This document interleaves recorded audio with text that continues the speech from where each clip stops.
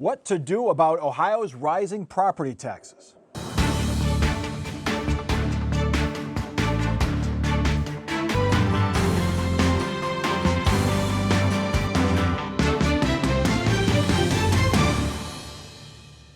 Welcome to Columbus on the Record. I'm Mike Thompson. Ohio is in the early stages of a major fight over property taxes. Thanks largely to rapidly rising home values, property taxes have jumped on average about 25 or 30% in recent years. Homeowners are mad, especially those on fixed incomes who have no plans to move and cash in on their rising home equity. As part of the state budget, lawmakers tried to tinker with the system in the hopes of slowing or reversing some property tax increases. Governor DeWine vetoed those line items, and now lawmakers stand ready to override those vetoes. A proposed constitutional amendment to completely eliminate property taxes looms. A couple state lawmakers proposed capping property taxes at a pretty low percentage. And this week, Governor DeWine formed a working group to help find a solution. Andrew Tobias, first to the overrides. Figuring that the House and Senate will succeed in overriding the governor's veto, how are we going to see that in our property tax bills? Will we see that in our property tax bills? So I think the changes are probably on balance more likely to have reduce the rate of increases in the future. There is one that some county elected officials could decide to unilaterally lower taxes if they want, and that could be something that people experience, although it's probably going to be pretty modest. So it's kind of more trimming around the edges. There's a provision that does something that's much broader, but that one doesn't seem to have the political support right now to be overturned. But yeah, it's something that it might help the next time something like this comes around, but it's also going to mean less money for schools. So are these symbolic things in the budget, Terry? Well, this is all driven by the fear of that constitutional amendment that would wipe out property taxes totally. They feel if they do some things, maybe that'll lessen the anger. But the problem is this has been decades in the making because, in all honesty, the General Assembly in the past 20 or 30 years has given too much power to some units of local government to go to the taxpayers. Then there's other things called tax abatements, which are out of control, in my opinion. And also we need to look at some elements of government, whether there's too much overlap, whether there can be more inefficiencies. So you can't solve it in a bill or two. You can't solve it in a year or two. One of the things would eliminate the replacement levy. I don't want to get too detailed because it's very complicated, but that's the thing that I think some agencies are worried about, right, Jesse? Yeah, I think what lawmakers are trying to get at is like more transparency for the voters so people like know what they're voting on and fewer things that are just automatically going to increase over time. So part of that is making some of these changes there. The broader thing that probably doesn't have the political support right now was something that they were trying to reduce this carryover rate for school districts, making it basically sitting at 40%. Yeah. That's something that school districts were pretty upset about and pretty concerned about. That's not on the list of 3 vetoes that we're looking at yet. So we'll see if something more widespread comes down the line. So what do you think, Sam? Working group. Governor DeWine likes working groups. He's named another one. Do you expect anything bold to come out of this one? No. I see very simply, this is the result of unintended consequences of monkeying with the tax structure across the state. Everything from sales tax, individual tax, corporate tax, they're monkeying with it. Now, what causes the serious problem is the educational system. What it does to the educational system, the lack of money that people have on a local level to educate our kids. I don't think this administration or any Republican administration is willing to do what's necessary. And one of those is raise taxes for corporations and high-income individuals to balance the scenario on the income. But they're not willing to do that. So we're not going to solve the problem. But shouldn't the school districts, don't they bear some responsibility for operating efficiently, closing schools that are only half filled, looking at Columbus now and places like that? Yeah, that's true. But the state also has a commitment. Do you remember the school constitutional amendment where they found them guilty, but they didn't really solve the problem? The schools are the last amount to get any money. It's all about trickle down, and trickle down has never worked. And on the schools, when we got 611 school districts, 611 school superintendents, clerk treasurers, et cetera, in 88 counties, that tells you right there that there's some problems and people like their fiefdoms, but are they willing to keep paying for certain overlap and certain inefficiencies when you got school districts operating with 600, 700, 800 kids K through 12? Andrew, I went to my property tax bill today just to see how it's broken down. There are 12, my tax bill is broken among 12 different agencies. Let me list them. Adam H., Children's Services, the city where I live, Columbus State, the county, Franklin County, also the county's Developmental Disabilities Board, Joint Vocational School, Library, Metro Parks, the school district, of course, Senior Options, My Township, and the Columbus Zoo. That's a lot of taxing agencies, all going for levy every few years. Is there any talk about changing that system?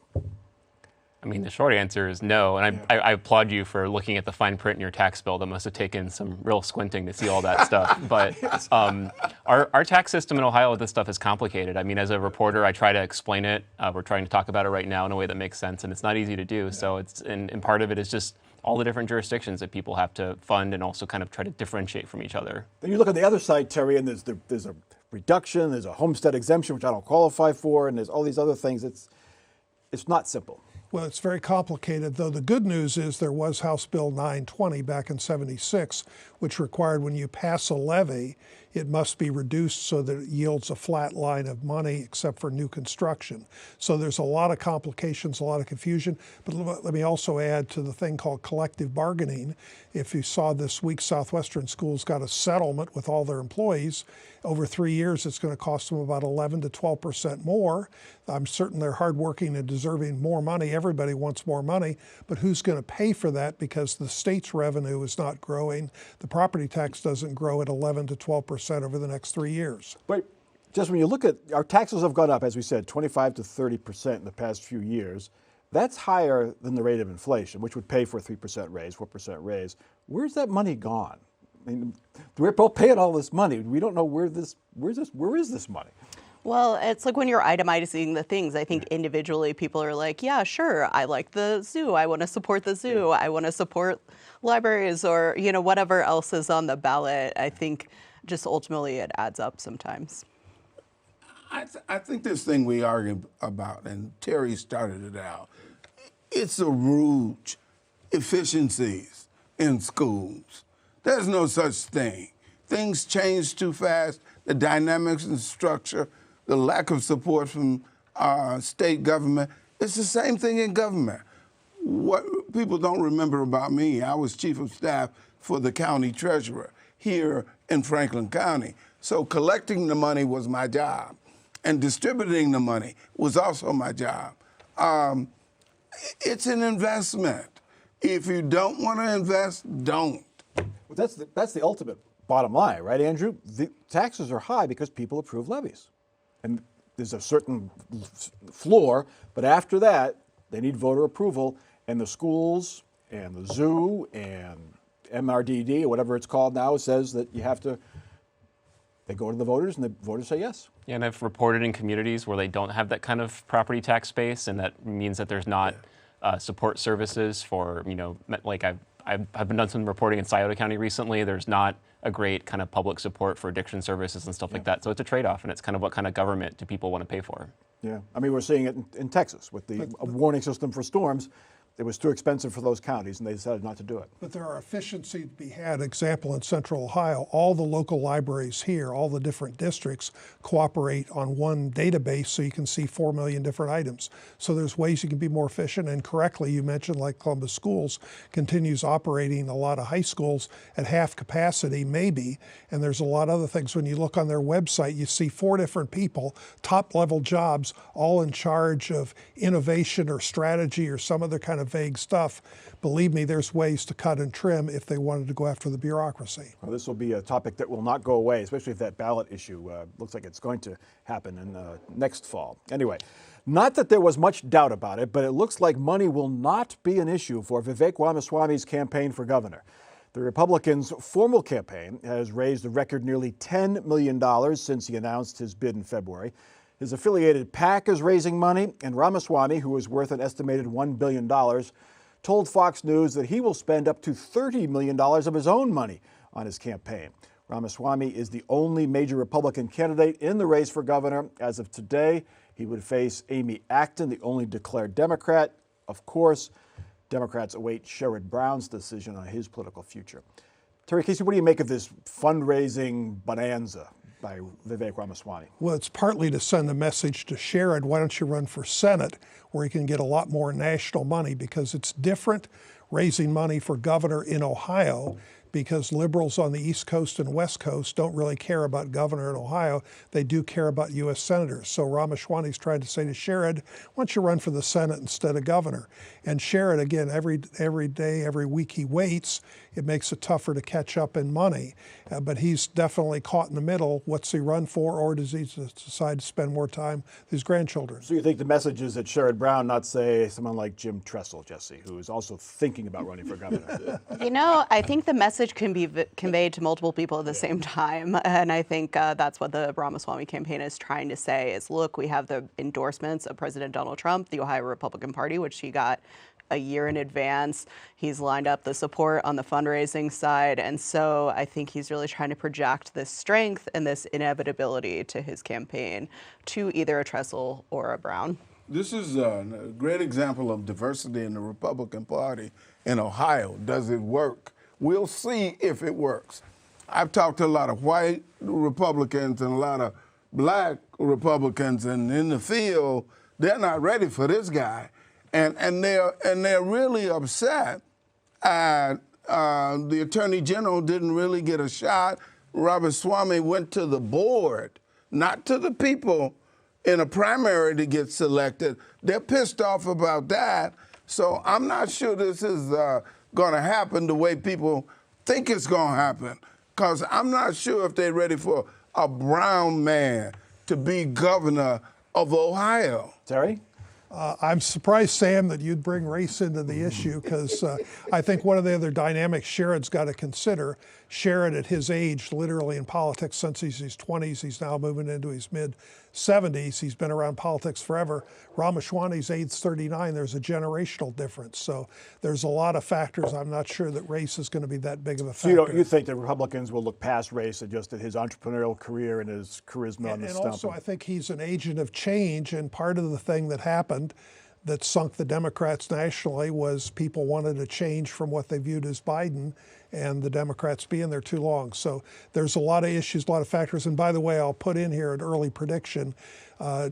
Jim Tressel said in July he'd announce what he's going to be doing, and I think he's going to be announcing he likes being lieutenant governor and doesn't want to run for governor because he realizes the job and the campaign would be quite a task. Disagree. Could Ramaswamy's fundraising and wealth backfire? Because Yes. there's a lot of talk of Yes. the oligarchy and things like that. Andrew, is that a possibility? He's going to have to would a Democrat? Amy Acton's certainly going to run against that. Sherrod Brown will certainly run against that. Yeah, we've seen that playbook before by Democrats, and who comes to mind for me is J.D. Vance in 2022, especially, where he had a lot of funding from one person, so he wasn't the wealthy self-funder to the extent to which we might see Ramaswamy do it. But I think it's a place that Democrats are very comfortable. They want to say that they're for the working man, and this rich guy is trying to buy the election and that kind of thing. So it could be a problem. Although ultimately, I think if a candidate would prefer to have a bunch of money and then get branded with that kind of stuff, or not have any money and I think they'd rather take the money. Sherrod Brown, he doesn't need all the money that Ramaswamy needs to be competitive in that race. Well, but it's going to be a switch because he's built his campaigns in his history, Congress, U.S. Senator, et cetera, based on being a federal candidate. And shifting to governor is very different. Yes, he ran the Secretary of State's office way back when, but that's a small, tiny office. Running governor, worrying about the roads, the prisons, mental health, schools, all those issues is very different, and takes a lot more work running for governor than it does senator. But Ramaswamy hasn't worked in government at all, except for like 2 weeks with Doge. Right, but people also are saying we sometimes like fresh people from the outside. So I don't agree with that in this particular case. The systemic racism and bigotry that exists in the Republican Party in the state of Ohio is going to allow them to overlook this brown man? I don't believe it.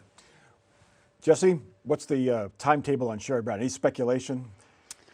You know, I think after 4th of July, you've had a hot dog and a brat with your family, had some nice conversations. Perhaps we'll learn somewhat soon. Yeah.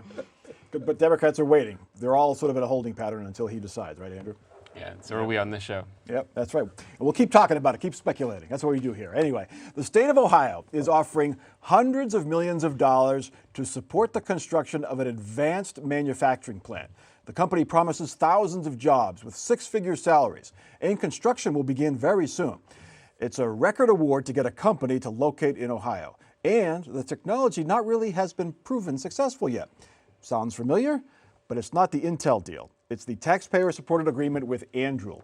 The company plans to build a plant near Rickenbacker Airport to manufacture military drones and AI-based weapon systems.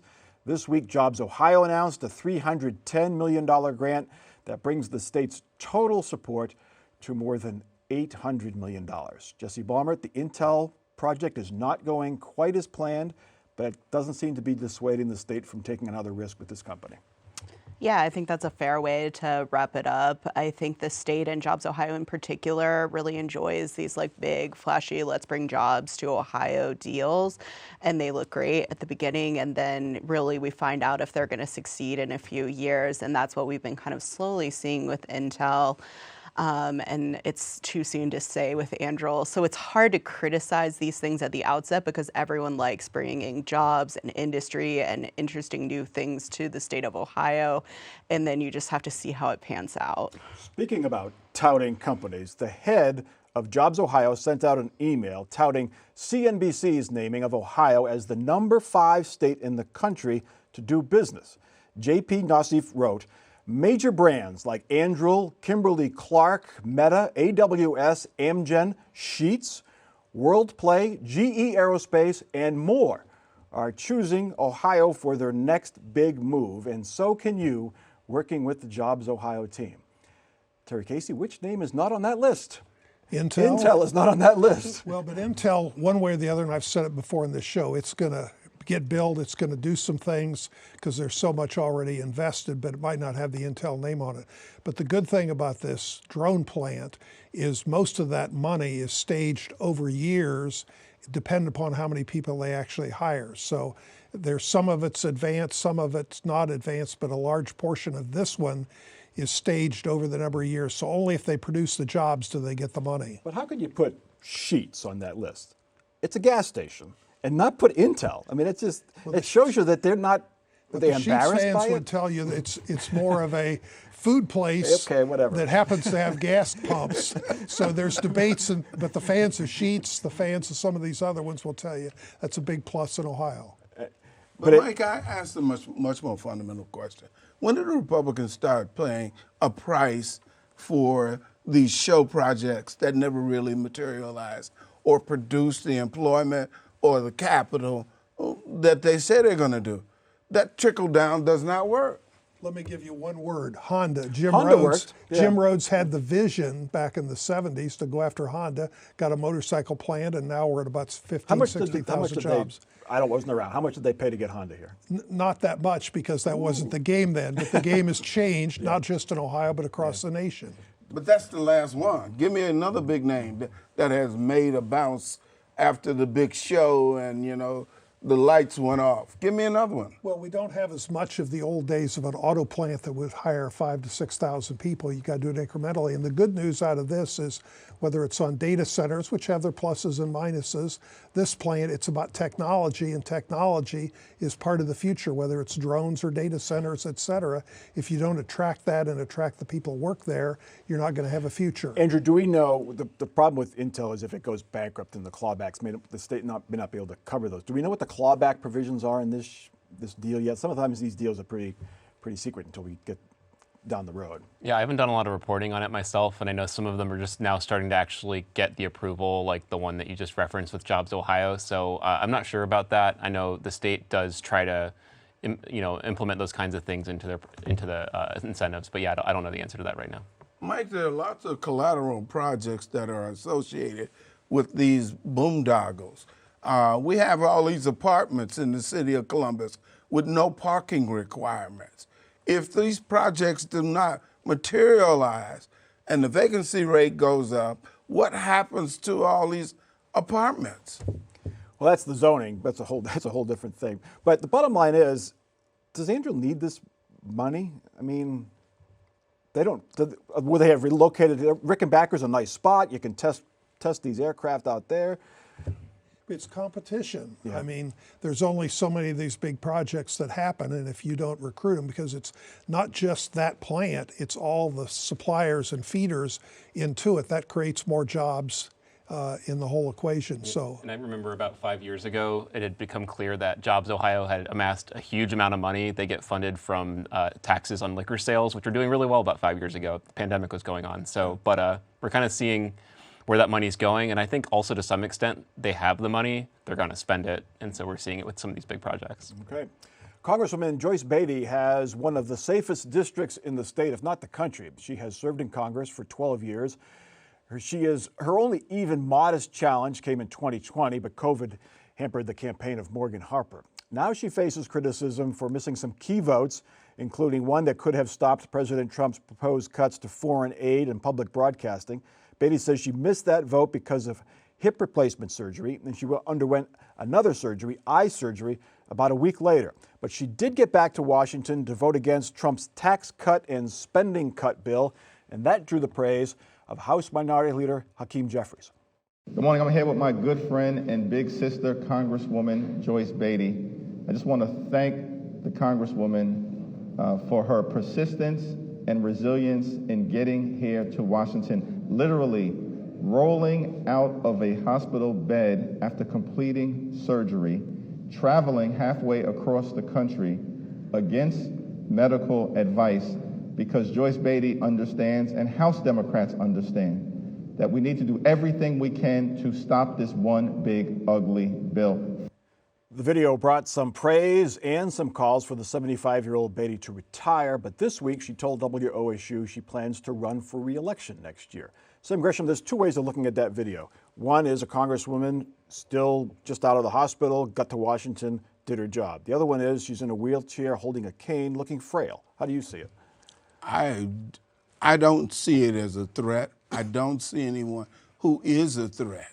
And being in her same age category, personally myself, self-disclosure, I know it's tougher to do what we used to do at 35, but there's still enough gas in the tank to keep her going.